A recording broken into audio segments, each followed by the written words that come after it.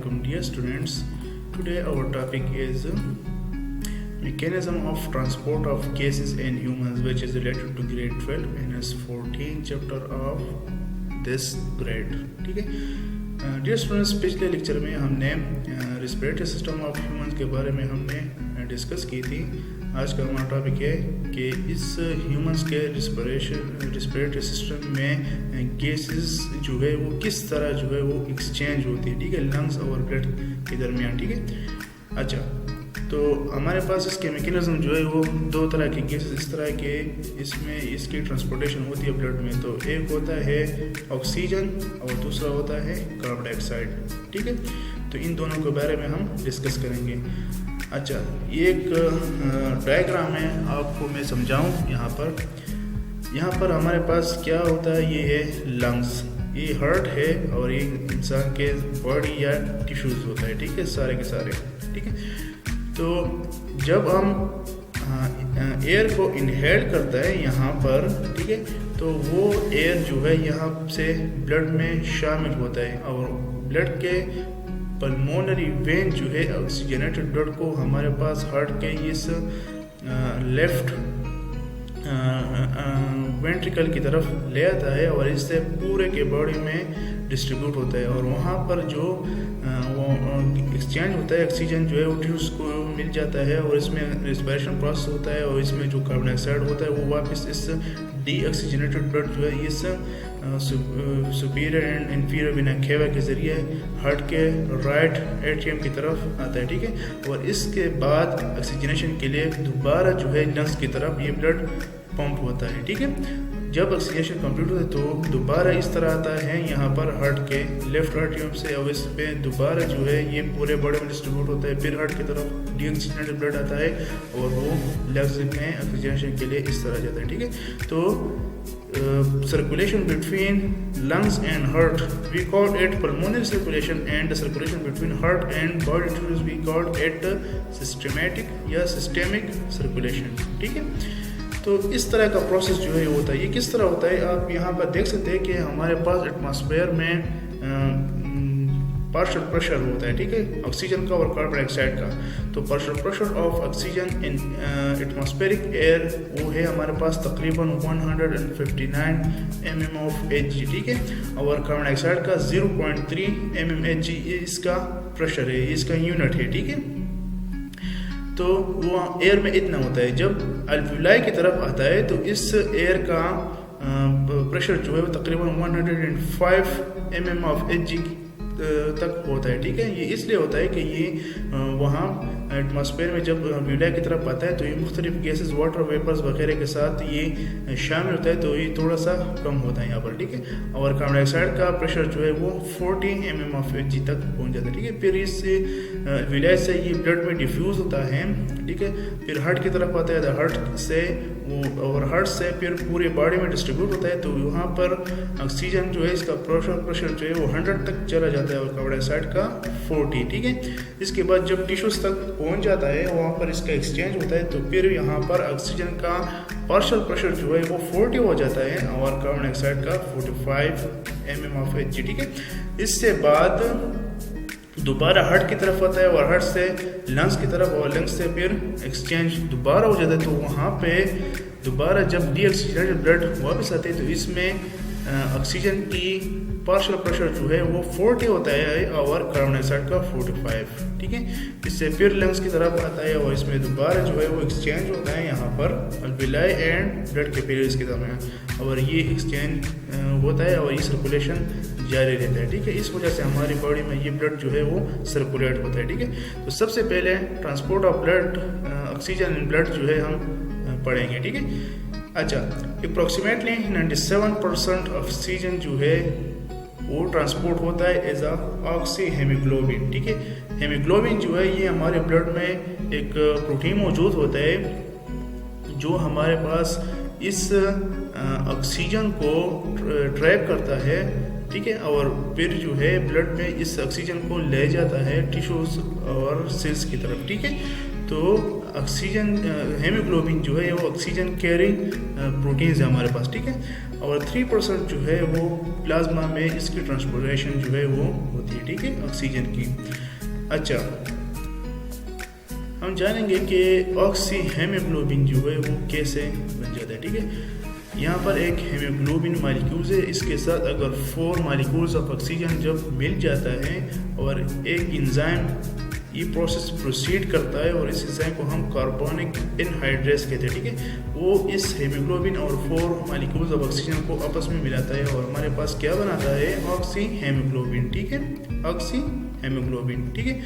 अच्छा, the ability of hemoglobin to bind with oxygen we called it oxygen carrying capacity of the blood, ठीक है। Haemoglobin के साथ जो ऑक्सीजन मिल जाता है ऑक्सी हेमोग्लोबिन बन जाता है, तो हम इसको ऑक्सीजन कैरिंग कैपेसिटी कहते हैं, ठीक है। और ये कैपेसिटी जो है ये डायरेक्टली प्रोपोर्शनल होता है पार्शियल प्रेशर ऑफ ऑक्सीजन को, ठीक है, जो हमने पिछले डायग्राम पर यहाँ पर डिस्कस की यहाँ पर, ठीक है। ये पार्शियल प्रेशर जो होता है यहाँ पर, ठीक है, ऑक्सीजन का और कार्बन डाइऑक्साइड का। तो यहाँ पर जो है ऑक्सीजन कैरिंग कैपेसिटी जो है ये डायरेक्टली प्रोपोर्शनल होता है पार्शियल प्रेशर ऑफ ऑक्सीजन को, ठीक है। अच्छा, oxygen carrying capacity of arterial blood में इसकी कैपेसिटी जो है वो कितना होती है, 20 ml पर 100 ml ऑफ ब्लड। अगर आप 100 ml ऑफ ब्लड ले लें तो इसमें तकरीबन 20 ml जो है वो है ऑक्सीजन इसमें मिल जाता है, ठीक है।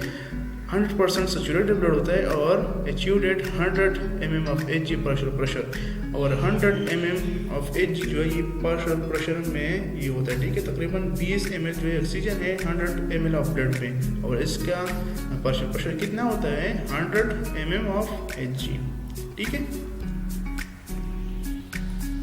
अच्छा, अब हम normal transport of oxygen blood के बारे में डिस्कस करेंगे कि किस तरह होता है normal transportation of oxygen blood में, ठीक है। अच्छा, आप यहाँ पर गौर से देखें कि अमाउंट ऑफ हीमोग्लोबिन जो है 100 ml ब्लड में वो कितना होता है, अमाउंट 15 ग्राम्स, ठीक है। 100 ml में 15 ग्राम्स हीमोग्लोबिन होता है, ठीक है। और 1 ग्राम हीमोग्लोबिन के साथ तकरीबन 1.34 ml जो है वो ऑक्सीजन मिल जाता है। अगर आप इस 1.34 को इस 15 के साथ मल्टीप्लाई करें तो इससे तकरीबन 20 ml ऑक्सीजन जो है वो बन जाता है, और वो 20 ml ऑक्सीजन जो है हमारे पास 100 ml ब्लड में ट्रांसपोर्ट होती है नॉर्मली, ठीक है। ये 100% सैचुरेटेड होता है, ठीक है। अच्छा, हम आर्टीरियल और वीनस ब्लड के बारे में यहाँ पर डिस्कस करेंगे। आर्टीरियल जिसे हम हार्ट कहते हैं, जिसमें ऑक्सीजनेटेड ब्लड जो है वो ट्रांसपोर्ट होती है, ठीक है।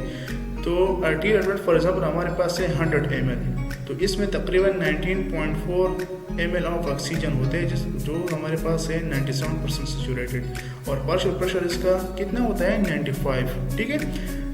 अच्छा, वीनस ब्लड में अगर आप 100 ml वीनस ब्लड ले लें तो इसमें तकरीबन इसका अमाउंट जो है वो 14.4 ml ऑफ ऑक्सीजन जो है उसमें होती है, ठीक है, वीनस ब्लड में।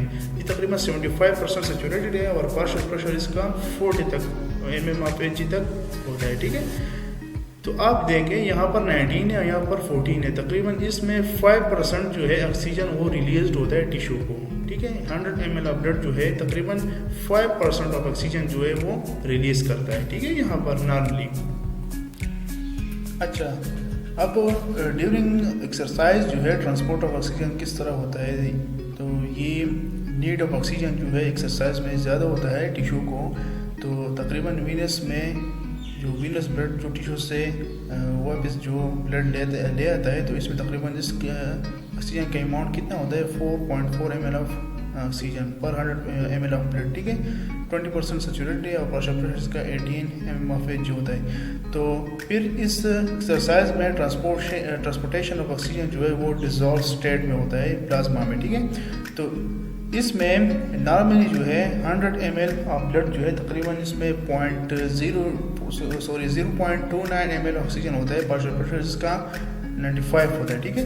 तो ये इंक्रीज होता है तकरीबन 0.3 को, ठीक है, at 100 mm of partial pressure of oxygen, ठीक है। तो 100 ml ऑफ वीनस ब्लड में तकरीबन इसकी अमाउंट 0.12 ml तक पहुंच जाता है, ठीक है, डिसॉल्व ऑक्सीजन की, जो प्लाज्मा में ये ट्रांसपोर्ट होता है, ठीक है, और प्रेशर इसका 40 तक होता है, ठीक है। तो हमारे पास 0.17 ml ऑफ ऑक्सीजन जो है वो 100 ml ब्लड जो है डिसॉल्व स्टेट में उसको ट्रांसपोर्ट करता है ड्यूरिंग एक्सरसाइज, ठीक है। अच्छा, अब हम बात करेंगे कि ट्रांसपोर्ट ऑफ कार्बन डाइऑक्साइड जो है वो किस तरह होता है। तो ये नॉर्मली 3 तरीक़े से होता है, as a bicarbonate ions, as a carboxy haemoglobin and as dissolve carbon dioxide in plasma, ठीक है। सबसे पहले बात करेंगे कि एज अ बाइकार्बोनेट जो है ये किस तरह कार्बन डाइऑक्साइड जो है वो ब्लड में ट्रांसपोर्टेशन जो है वो करता है, ठीक है। इसमें तकरीबन 70% कार्बन डाइऑक्साइड जो है वो एज अ बाइकार्बोनेट आयंस जो है वो ट्रांसपोर्ट होता है, ठीक है। तो ब्लड में जब ये डिफ्यूज़ होता है ये कार्बन डाइऑक्साइड, तो ये कंबाइन होता है वाटर के साथ और हमारे पास क्या बनाता है, कार्बनिक एसिड बनाता है हमारे पास। और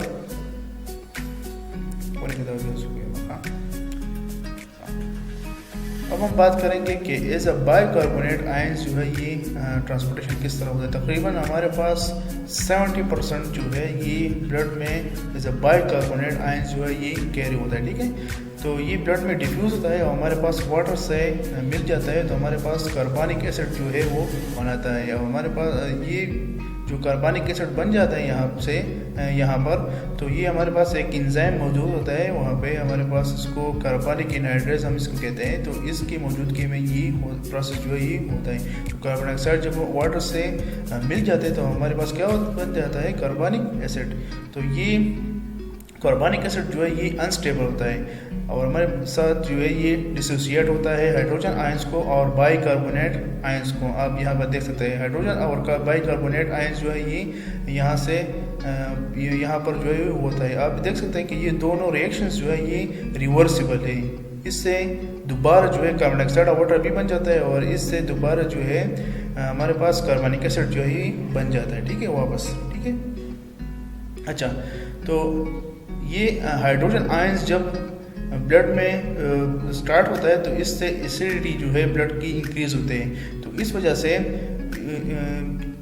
फिर इसको एक्स हीमोग्लोबिन के साथ ये अटैच होता है। तो हमारे पास वो ये हाइड्रोजन आयंस एक्स हीमोग्लोबिन के साथ अटैच होता है, हमारे पास बनाता है हीमोग्लोबिनिक एसिड, ठीक है। और ऑक्सीजन जो है वो टिश्यूज को रिलीज करता है यहाँ से। अब इससे में देख सकते हैं, ठीक है, ये ऑक्सी हीमोग्लोबिन है। जब ये इसके साथ हाइड्रोजन आयन अटैच होता है तो हमारे पास हीमोग्लोबिनिक एसिड जो है वो बन जाता है इससे, ठीक है। ऑक्सीजन जो है वो रिलीज होता है। तो ये बाइकार्बोनेट आयंस जो है ये प्लाज्मा में डिफ्यूज होता है और इसको बैलेंस करता है क्लोराइड आयन, ठीक है। तो अपोजिट डायरेक्शन में इसको बैलेंस करता है। इसका बैलेंस जो है हमारे पास रेड ब्लड सेल्स के मेम्ब्रेन में एक स्पेशल प्रोटीन मौजूद होता है जिसे हम बाइकार्बोनेट क्लोराइड कैरियर प्रोटीन्स कहते हैं, ठीक है। तो ये प्रोसेस जो है ये वो करता है, ठीक है, ये बाइकार्बोनेट आयंस को डिफ्यूजन करता है प्लाज्मा में, ठीक है। और इसको हम क्लोराइड शिप्स या हैम्बर्गर्स फिनोमेना कहते हैं, इसकी डिफ्यूजन टू प्लाज्मा को, ठीक है। अच्छा, क्लोराइड आयंस जो है आरबीसी में वो पोटाशियम आयन के साथ कंबाइन होते हैं, हमारे पास पोटाशियम क्लोराइड बनाता है। और बाइकार्बोनेट आयंस जो प्लाज्मा में मौजूद होता है तो वो कंबाइन होता है सोडियम के साथ और सोडियम बाइकार्बोनेट जो है वो बन जाता है वहाँ पर। और इसका पीएच जो है तकरीबन वो 7.4 तक मेंटेन होता है, ठीक है। अच्छा, अब बात करेंगे कि इन केस अगर प्रेशर ऑफ कार्बन डाइऑक्साइड जो है वो टिश्यूज़ में ज़्यादा होता है बनिस्बत ब्लड में, ठीक है, तो ये रिएक्शन जो है वो वहाँ पर मौजूद जो है वो स्टार्ट होता है। आप यहाँ पर देख सकते हैं कि हाइड्रोजन आयंस और हमारे पास यहाँ पे बाइकार्बोनेट आयंस जो है ये आपस में मिलता है और इस कार्बनिक एनहाइड्रेज एंजाइम के साथ दोबारा जो है कार्बनिक एसिड जो है वो बन जाता है, ठीक है। तो यहाँ पर मैंने आपको बताया था कि ये रिवर्सिबल रिएक्शन है, तो ये दोबारा जो है यहाँ से ये रिएक्शन दोबारा रिवर्स होता है, ठीक है। अच्छा, अगर केस प्रेशर जो है वो कार्बन डाइऑक्साइड का ब्लड में ज़्यादा होता है, हम लंग्स की बात करते हैं, ठीक है। अगर ब्लड लंग्स तक पहुंच जाता है कैपिलरीज में तो ब्लड में कार्बन डाइऑक्साइड ज़्यादा होता है और लंग्स में ज़्यादा नहीं होता, तो ये रिएक्शन जो है ये प्रोसीड होता है, ठीक है। यहाँ पे तो ये कार्बनिक एसिड जो है दोबारा जो है वाटर और कार्बन डाइऑक्साइड पर डिवाइड होता है यहाँ पर, ठीक है। इसे दोबारा जो है ये वाटर और कार्बन डाइऑक्साइड बन जाता है, यहाँ पर हमने डिस्कस की थी, आप देख सकते हैं यहाँ पर, ठीक है। तो ये दोबारा इससे कार्बनिक एसिड जो है इससे दोबारा कार्बन डाइऑक्साइड और वाटर बन जाता है और ये कार्बन डाइऑक्साइड रिलीज होता है अल्विलाई से, अल्विलाई से फिर बाहर एटमॉस्फेयर की तरफ भी कार्बन डाइऑक्साइड चला जाता है, ठीक है। अच्छा, आप इस पिक्चर में देख सकते हैं कि ये हमारे पास है टिश्यूज़ और इसमें जब मेटाबॉलिज्म होता है तो कार्बन डाइऑक्साइड प्रोड्यूस होता है। वो कार्बन डाइऑक्साइड जब वापस ब्लड कैपिलरीज में डिफ्यूज़ होता है, कार्बन डाइऑक्साइड वाटर के साथ जो है ये मिल जाते हैं तो कार्बनिक एनहाइड्रेस एंजाइम की मौजूदगी में, तो ये हमारे पास क्या बनाता है, ये कार्बनिक एसिड जो है वो बनाता है यहाँ पर, ठीक है। ये कार्बनिक एसिड जो है ये इससे बाइकार्बोनेट आयंस जो है वो बन जाता है और हाइड्रोजन आयंस भी उससे बन जाता है, ठीक है। आप इसमें देख सकते हैं और दोबारा ये प्रोसेस जो है ये रिपीट होता है यहाँ पर, दोबारा आप देख सकते हैं कि ये रिवर्स होता है यहाँ से और ये अल्वियोलस, ठीक है। इसमें ये कार्बन डाइऑक्साइड दोबारा जो है वो रिलीज होता है, यहाँ पर टिश्यूज में ये प्रोड्यूस होता है और इस तरीके से ब्लड में ट्रांसपोर्ट होके जब अल्विलाई तक पहुँच जाता है तो इसमें ये रिलीज होती है, ठीक है। ये डायग्रामेटिक रिप्रेजेंटेशन है इसकी, ठीक है। अच्छा, हम बात करेंगे कि इस कार्बोक्सी हेमोग्लोबिन के फॉर्म में ये किस तरह ट्रांसपोर्ट होता है, ठीक है। तो तकरीबन 23% कार्बन डाइऑक्साइड जो है वो कार्बामिनो हेमोग्लोबिन के फॉर्म में ट्रांसपोर्ट होता है, ठीक है। तो ये कार्बामिनो हेमोग्लोबिन जो है इसमें कार्बन डाइऑक्साइड जो है जब ग्लोबिन पार्ट ऑफ हेमोग्लोबिन के साथ अटैच होता है तो हमारे पास कार्बामिनो हेमोग्लोबिन जो है वो बन जाता है। अच्छा, अगर प्रेशर जो है हमारे पास टिश्यूज़ में अगर वो ज़्यादा होता है तो हमारे पास कार्बामिनो हेमोग्लोबिन जो है वो बन जाता है, ठीक है। और जब हमारे पास pressure of carbon dioxide blood में ज़्यादा होता है then tissues in case of lungs, ठीक है, तो कार्बामिनो हेमोग्लोबिन जो है वो दोबारा जो है वो कार्बन डाइऑक्साइड को रिलीज़ करता है, ठीक है, अल्वियोलस को। अच्छा, as a dissolve carbon dioxide in plasma ये किस तरह होता है, तकरीबन 7% जो है कार्बन डाइऑक्साइड हमारे पास इस फॉर्म में होता है और ये हमारे पास इनसफिशेंट वे है, ठीक है, मगर इनसफिशेंट है मगर ये प्रोसेस जो है ये अकर होता है, ठीक है, हमारे पास बॉडी में। हम बात करेंगे रिस्पिरेटरी पिगमेंट्स में, इसमें हमारे पास मुख्तलिफ़ किस्म के पिगमेंट्स मौजूद होते हैं। इसमें एक हीमोग्लोबिन है, मायोग्लोबिन है, हीमोसियानिन है, हीमोइरेथ्रिन है और क्लोरोफ्लोरीन जो है ये तकरीबन ये 5 पिगमेंट्स है जिसे हम रिस्पिरेटरी पिगमेंट्स कहते हैं, ठीक है। तो हम सबसे पहले हीमोग्लोबिन के बारे में डिस्कस करेंगे कि हमारे पास जितने भी वर्टिब्रेट्स है ये इसमें पाए जाते हैं, ठीक है। और इसमें आयरन जो है यहाँ पर आप देख सकते हैं कि ये मेटालोप्रोटीन इन नार्कोलेसी में मौजूद है, इसमें आयरन मौजूद होता है और ये हमारे पास लंग्स और गिल से आरबीसीज में जो ऑक्सीजन है उसको कैरी करता है रेस्ट ऑफ द बॉडी में, ठीक है। अच्छा, ये हमारे पास ब्राइट रेड होता है, यहाँ पर आप देख सकते हैं जब ये ऑक्सीजनेटेड होती है, ठीक है, और डार्क रेड होता है जब ये डीऑक्सीजनेटेड होती है, ठीक है।